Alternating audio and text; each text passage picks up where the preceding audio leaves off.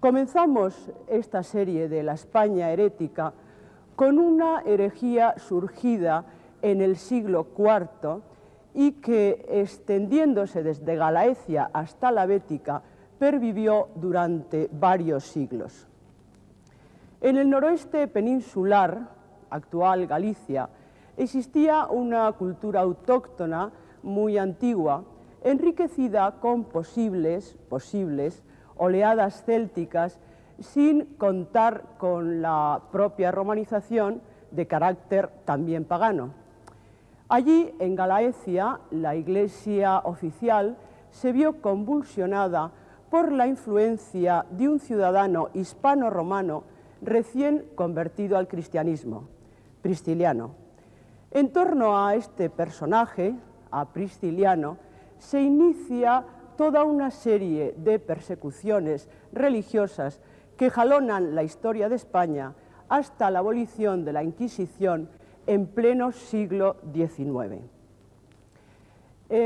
Con Pristiliano también comenzamos a vislumbrar la otra cara de la moneda, ya que herejes y herejías no han sido muy bien tratados por nuestros historiadores.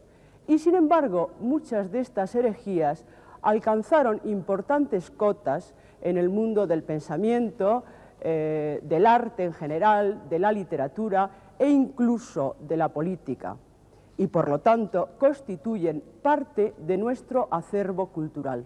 Por ello, no existe ningún motivo para no hacerles justicia, aunque solo sea dándolas a conocer. Érase una vez un druida, un mago, un predicador, un patricio hispano-romano, un gran político o un teólogo llamado Pristiliano.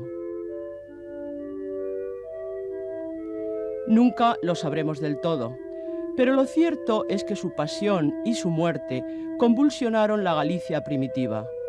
Su voz ha quedado prendida en los bosques, resonó en las altas montañas, junto al mar, las fuentes o los dólmenes mudos que jalonan la perdida y mítica tierra galaica.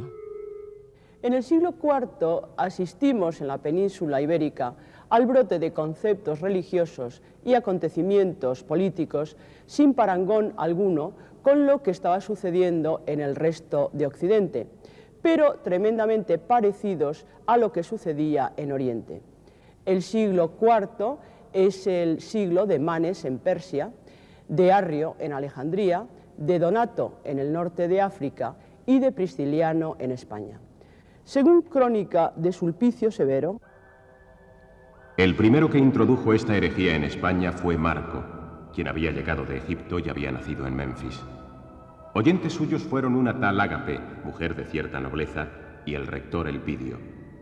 Por ellos fue iniciado Pristiliano, de familia noble, rico, de recio carácter, inquieto, erudito de mucha lectura, muy resuelto para la disertación y el debate, hombre de éxito en verdad, si no hubiera corrompido su muy bien dotado talento con aficiones erróneas. En suma, muchas cualidades espirituales y físicas se podían distinguir en su persona. Podía mantenerse en vela mucho tiempo y soportar el hambre y la sed. No deseaba más que lo necesario y era parquísimo en sus gastos. Pero era al mismo tiempo muy vanidoso y más engreído de lo debido en las ciencias profanas. Incluso se cree que ejercitó desde su adolescencia las artes mágicas. Él, cuando comenzó con la doctrina perniciosa, atrajo a su secta a muchos nobles y a numerosas gentes del pueblo con su prestigio en el arte de persuadir y su habilidad para lisonjear. Además, acudían a él en bandadas mujeres deseosas de novedades, de fe vacilante y de carácter lleno de curiosidad en todo. Pues él, mostrando una apariencia de humildad en su rostro y en aspecto, había infundido el respeto y la consideración de todos hacia su persona. Y poco a poco, la plaga de ese mal había invadido ya a la mayor parte de España. Sulpicio Severo es el único cronista contemporáneo de Pristiliano que escribió sobre este personaje 15 años después de su muerte. Este historiador se refiere a una herejía que ha sido llamada gnosticismo. En realidad, se trataba de una teoría sobre la liberación del ser humano y que no coincidía con la doctrina moral de la Iglesia Católica. Esta filosofía herética parece que tiene su remoto origen en tierras del Oriente Próximo y fue practicada tanto por los sacerdotes egipcios de la diosa Isis como por los magos astrólogos de Caldea. Desde estos lugares se fue extendiendo y consolidando por otros muchos puntos de la cuenca del Mediterráneo, llegando finalmente a la península ibérica. El dios de los gnósticos es un dios desconocido, que toma distintos nombres. Abraxas es uno de ellos, y representa la identidad entre el bien y el mal, lo masculino y lo femenino, el cuerpo y el espíritu. Estas ideas están en contraposición con las mantenidas por la Iglesia Católica y sobre todo en contra del poder de la jerarquía. Hasta tal punto están enfrentados los gnósticos con la Iglesia oficial que el gnóstico Valentín escribe en una carta al obispo Clemente: afirmas representar a Dios, pero en realidad solo representas al creador del mundo material, a quien sirves y obedeces ciegamente. Yo, sin embargo, he sobrepasado la esfera de la autoridad, y si vamos a eso, la vuestra también. Sí, realmente los gnósticos estaban en contra del poder y representaban una especie de anarquismo religioso. Para ellos, lo importante era la experiencia interior y personal del individuo. Por eso, en uno de sus textos podemos leer: bienaventurados seáis los solitarios y los elegidos, porque vosotros encontraréis el reino. La comparación más significativa para identificar al Dios desconocido era una figura femenina: la madre, la gracia o el silencio, que en griego también es femenino. Lo más elocuente al respecto es un poema incluido en un texto gnóstico, Trueno, la mente perfecta. Porque yo soy el principio y el fin. Fue introducido en nuestras tierras por las legiones romanas y su santuario más importante se encontraba en la ciudad de Mérida, aunque aún no haya sido descubierto. Una de las representaciones de este dios es el toro, y su muerte significaba fecundidad, ya que su sangre hacía fecundar la tierra. El rito de la muerte del toro es lo que posiblemente ha dado lugar a la posterior fiesta taurina, que en España tiene tanta importancia, a pesar de su transformación a lo largo de los siglos. También, a través de restos arqueológicos, hemos podido comprobar la presencia de simbología gnóstica en templos que hasta ahora habían sido considerados como dedicados al culto católico. Tal vez el testimonio más sorprendente sea el de la ermita de Santa María, situado aquí en Quintanilla de las Viñas. Este importante templo fue construido a instancias o bajo la protección de una importante dama llamada Flamola, para el uso y práctica de una secta cuyas connotaciones y parecido con la gnosis egipcia parece bastante evidente. Por ejemplo, en uno de los tratados hallados en Kenobosquión, en la famosa ánfora que contenía escritos gnósticos, existe un relato de la creación del mundo que coincide prácticamente con ciertos grabados alegóricos existentes en esta ermita. De pronto aparece Eros, de una belleza extremada. Hace que se prendan de él los dioses y los ángeles. Llega a ser poderoso sobre todas las criaturas del caos, tras las primicias de la voluptuosidad y de la unión carnal. Al mismo tiempo, de la sangre derramada sobre la tierra nace la vid. Luego surgen otros árboles. Entonces la justicia, una de las potencias de Sabaoth, crea el paraíso apartado de los cielos, de la luna y el sol, en una tierra de delicias. Aquí se halla el árbol de la vida. Inmortales hará a las almas de los justos, los cuales saldrán de las tinieblas. Se alza hasta los cielos. Se asemejan sus ramales hermosísimos, similares a los cipreses, a racimos de uvas blancas. Y en el interior de la ermita, lejos ya de la tierra de las delicias y del árbol de la vida, se venera la representación de los dos poderes que rigen el mundo, la luna y el sol. En el medallón de la izquierda aparece un rostro femenino que corona su cabellera con el cuerno lunar. A la derecha podemos ver un rostro de varón coronada a su vez la cabeza por 9 rayos solares. Esto en realidad significa que estamos en presencia de los 2 principios que caracterizan la gnosis egipcia. Y también corresponde al espíritu andrógino, es decir, masculino-femenino, expresado en el Evangelio apócrifo, o sea, no reconocido por la Iglesia, del apóstol Tomás. Y cuando hagáis del varón y de la hembra una sola cosa, de modo que el varón no sea ya varón, ni la hembra sea hembra, entonces entraréis en el reino.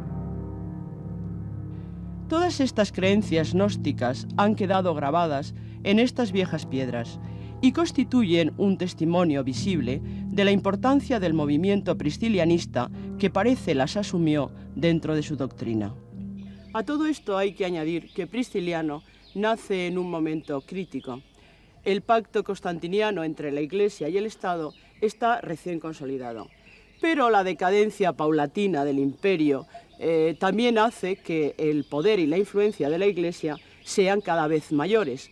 Construida precisamente sobre este modelo imperial, la Iglesia apuesta definitivamente por el orden, por la jerarquía, por la obediencia y el dogma. Y desconfía, por tanto, de gnósticos, de panteístas, de magos y ocultistas en general, es decir, de todo aquello de lo que sería acusado Prisciliano.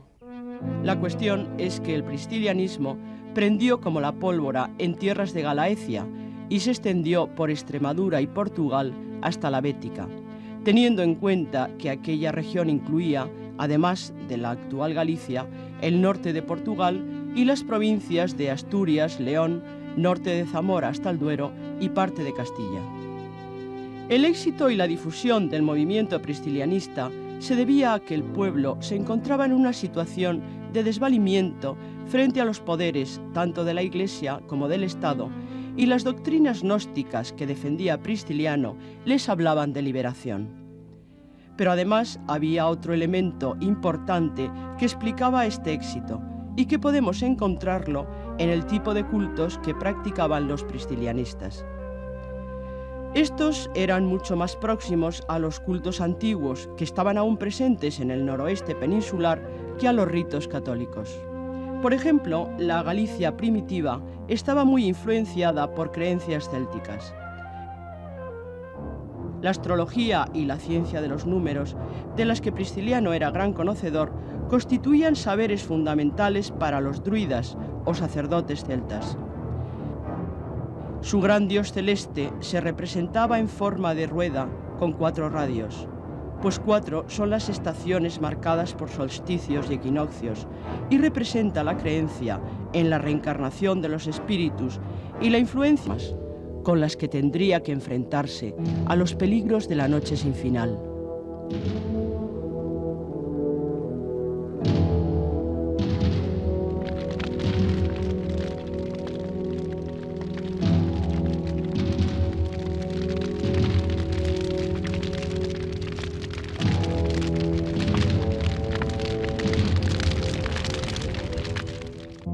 Catedral para discutir públicamente con su enemigo, que se niega al diálogo y lo expulsa por la fuerza. Refugiado en casa de un amigo, Prisciliano redacta un documento llamado Liber Apologeticus en su propia defensa. Para hacer pública su profesión de fe, clavó su manifiesto en las puertas de la Catedral de Mérida. La Iglesia se había convertido en una rama del poder estatal y el episcopado ejercía una autoridad absoluta para con sus súbditos. Sus privilegios se extendían a todos los dominios sociales y muy concretamente al económico. Los clérigos estaban exentos de impuestos en el comercio y la industria, en las contribuciones al ejército y obras públicas. Actuaban como verdaderos señores feudales. Este comportamiento y situación indignan a Prisciliano y juzga que una gran parte del episcopado está corrompido, y él propone un modelo de vida semejante a la de los apóstoles y tal vez al ascetismo de los monjes del Nilo.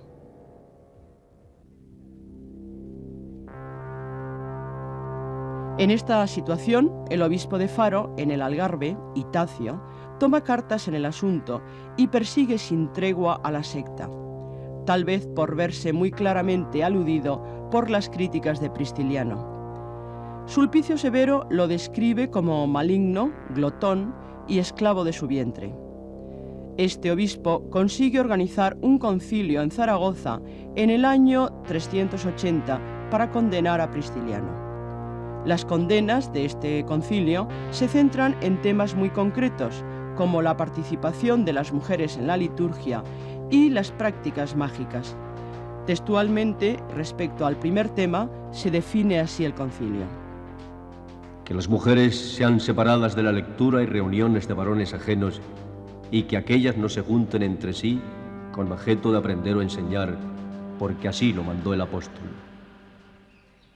Igualmente condenan el que se ofrezcan sacrificios con los pies descalzos, que era un principio pitagórico establecido en ciertos santuarios de la antigüedad, fundamentalmente en los ritos rurales de fecundidad, ya que los pies desnudos e incluso la total desnudez acrecientan los poderes mágicos. Leyendo sus tratados y cánones, no parece que Pristiliano se distancie mucho en lo teórico de las creencias ortodoxas, aunque sí queda claro su independencia de la jerarquía.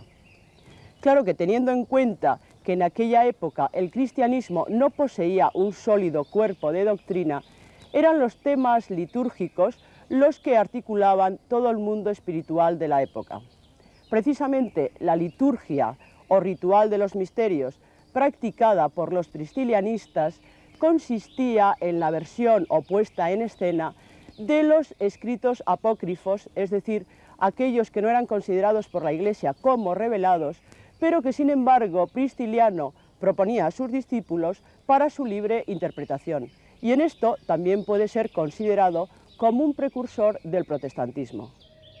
Pristiliano había reunido todos los elementos necesarios para convencer y emocionar a sus seguidores en sus relaciones con Pristiliano.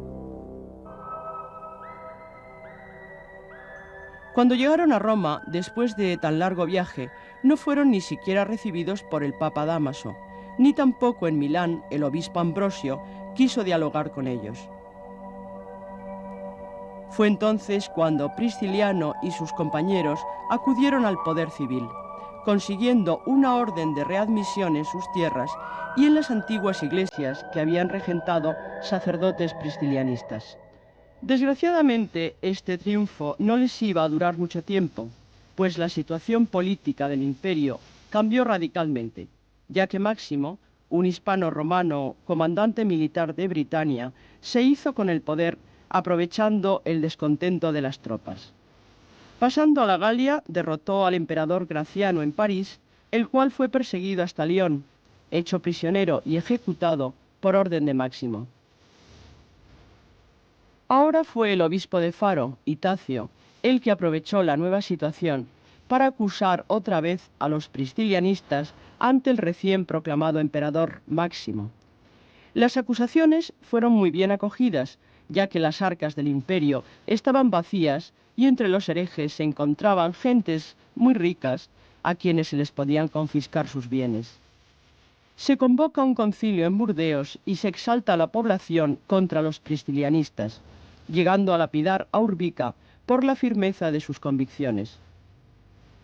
La acusación contra Pristiliano se centra en los siguientes puntos.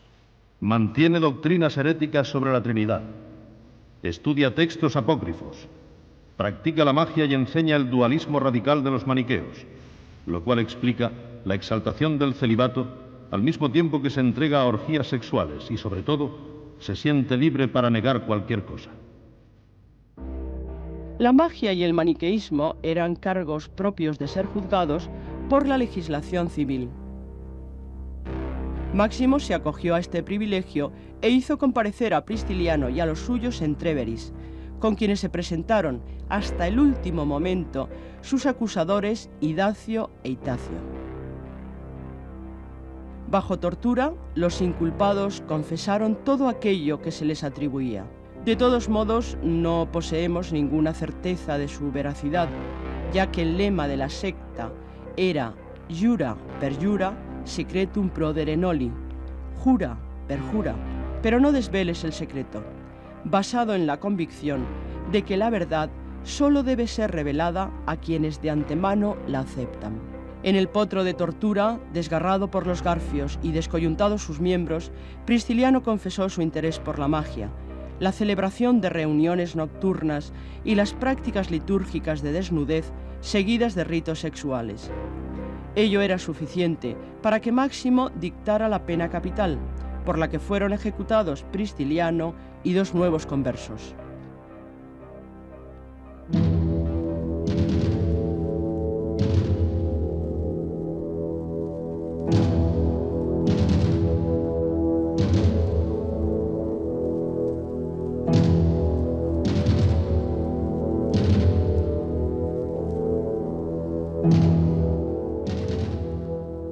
Pero aquí no termina la historia, posiblemente comienza. El final de la crónica de Sulpicio Severo es el siguiente. Por lo demás, muerto Prisciliano, no solo no se reprimió la herejía que había brotado por obra suya, sino que fortalecida se propagó más ampliamente, pues sus seguidores que antes le habían honrado como santo, después comenzaron a venerarlo como mártir.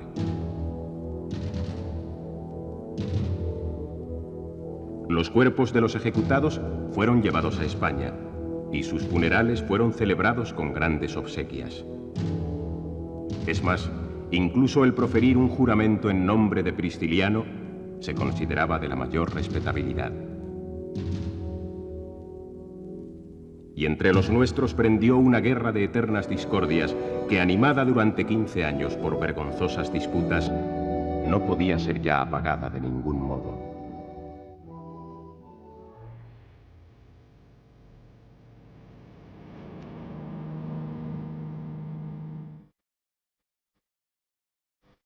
Prisciliano ha muerto. ¡Viva Prisciliano!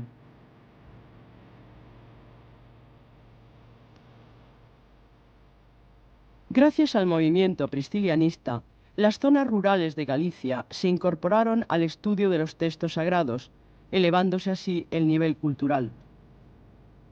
También la creación de la poesía religiosa tomó fuerza por primera vez en la península ibérica, e incluso nació un movimiento de profunda conciencia nacionalista gallega ante la persecución colectiva por parte de los poderes instituidos.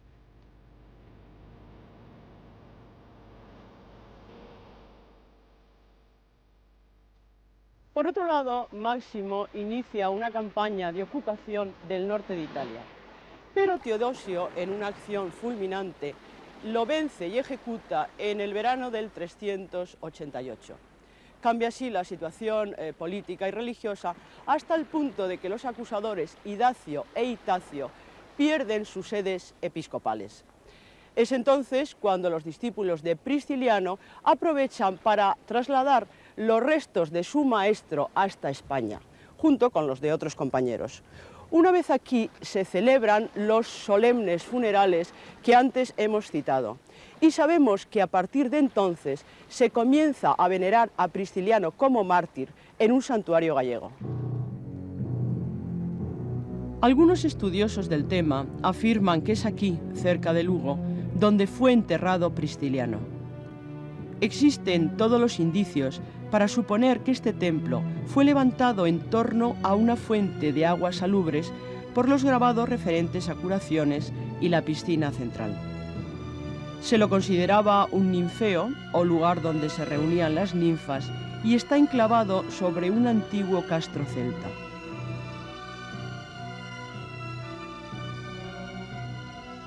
Pero lo más significativo es la simbología gnóstica de pájaros y racimos de uvas pintados en los frescos de la bóveda. Lo que hoy vemos es ya de cuño romano y sin duda se utilizó como lugar de enterramiento de importantes personajes. ¿Descansan bajo estas piedras los restos de Prisciliano?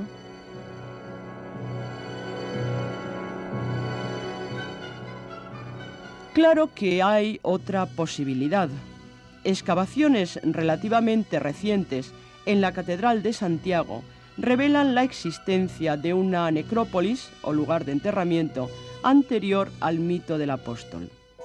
Se sabe que aquí está o estuvo enterrado un mártir que con su gran autoridad espiritual hizo de Compostela el mayor centro cultural y religioso de Galicia. Precisamente el nombre de Compostela deriva del latín compositum, que significa lugar de enterramiento.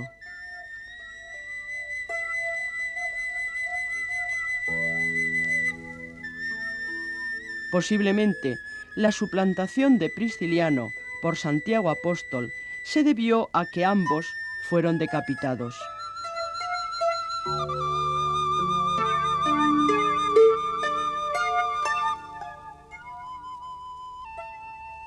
Además, Iria Flavia o Padrón, a pocos kilómetros de Compostela, parece que fue el lugar de nacimiento de Prisciliano. ¿Y qué personaje ha sido objeto de mayor culto y veneración en la Galicia antigua que el supuesto hereje? Sí, Prisciliano ha muerto, pero todo aquel movimiento cultural, religioso y político que él potenció, revivió con más fuerza aún tras la muerte del líder mártir, hasta el punto de que 15 años después, en el año 400, el primer concilio de Toledo siguió condenando las cuestiones que habían sido atribuidas al priscilianismo. Si alguien sigue a la secta de Prisciliano en estos errores y profesa algo contra la salvación otorgada por el bautismo contrario a la sede de Pedro, sea anatema.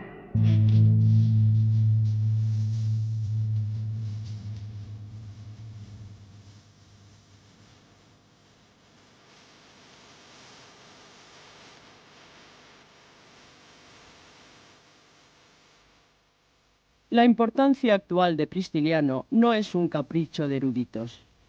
Nuestra situación de fin de siglo nos sitúa en unas circunstancias de cambio y novedad algo parecidas a las que concurrieron en aquella época. La Galicia actual rememora hoy a Prisciliano como a uno de sus grandes hombres, y qué duda cabe de que su causa fue tan digna como la de todos aquellos que han luchado por la libertad.